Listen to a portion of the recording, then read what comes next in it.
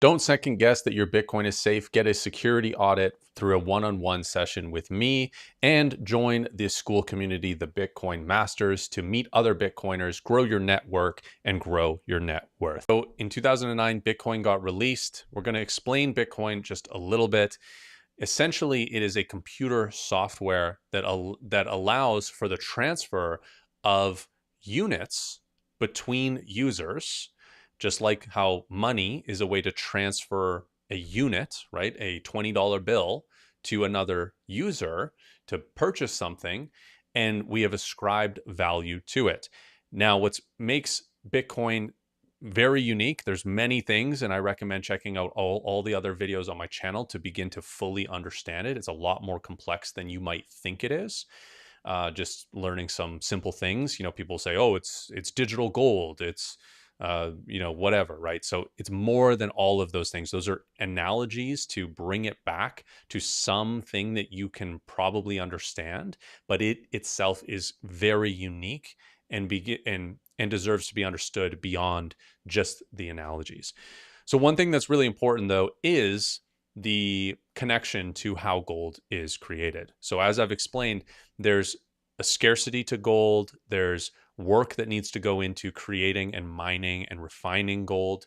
The same principles happen with Bitcoin, but it has mathematical certainty within it, which means that there's only a certain amount of Bitcoin released.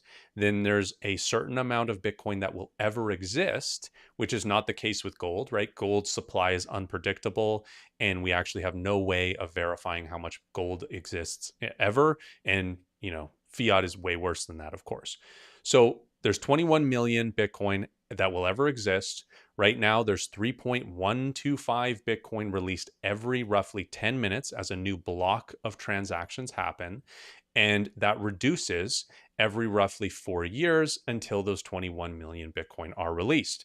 20 million of them have already been released, and those are in the hands of holders, institutions, businesses, governments, anybody who's acquired Bitcoin. So to acquire new Bitcoin, you can either pay somebody, you can exchange something else of relative value.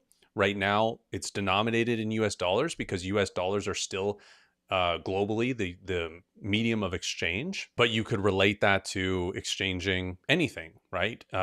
It's just a denominator, right? Value it gets exchanged. So you could pay somebody and acquire their Bitcoin, right? You could exchange something that they want for their Bitcoin.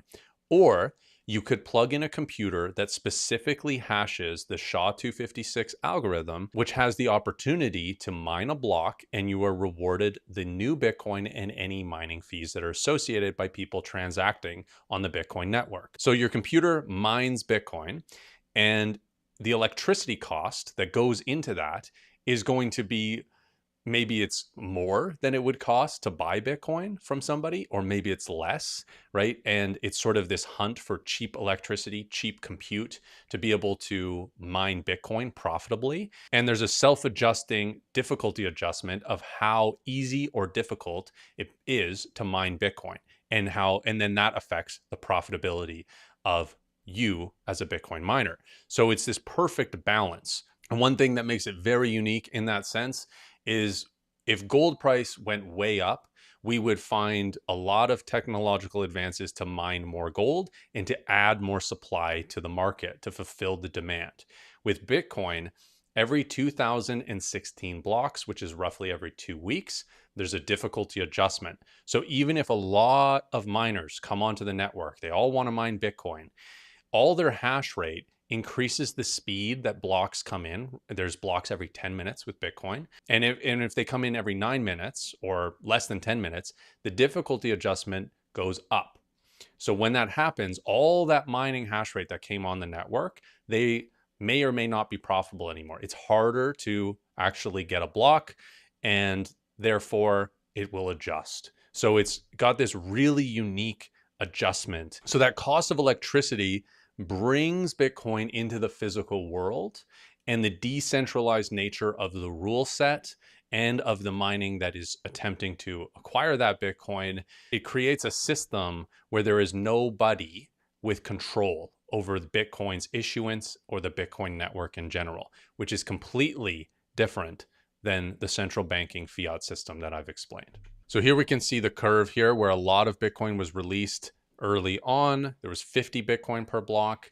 And so this incentivized people to get into Bitcoin. Bitcoin had no value at first. We've all heard about Bitcoin going up, up, up in price and down, down, down, and up and up. That's because, you know, this is a 20+ minute long video beginning to explain the problem that people do not understand. And I'm only just starting to begin to explain the solution that people don't understand. And volatility, or the price fluctuation in something, right, a good or service, or in this case, a Bitcoin, it's going to be very volatile if everybody disagrees on what this thing is worth. What can I exchange this thing for? Some people think that, oh, I can't hold it in my hands. It's nothing. It's not worth anything. They're betting against its price going up. There's people that say, I want a piece of these finite 21 million Bitcoin. I think it's going to be worth a lot more. I think this is going to be the alternate monetary network that's going to replace the centralized networks of currency that currently exist. And I'm willing to pay the current price or more for it. So here we can see the 4-year cycles. As I explained, it started at 50, 25, 12.5, and so on. Every 210,000 blocks, it goes down. What's interesting is the annual inflation rate of Bitcoin right now is 0.8% a year, and gold is between 1 and 3% a year. So right now, Bitcoin is more scarce than gold, and will continue to become even more scarce until it is infinitely more scarce, because there will only ever be 21 million Bitcoin, and gold in the universe is incredibly abundant. This is the way Bitcoin works. As I explained here, the amount of hash rate comes on, the difficulty adjustment happens, and the blocks come out roughly every 10 minutes. The difficulty adjustment increases or decreases to maintain that 10-minute block time.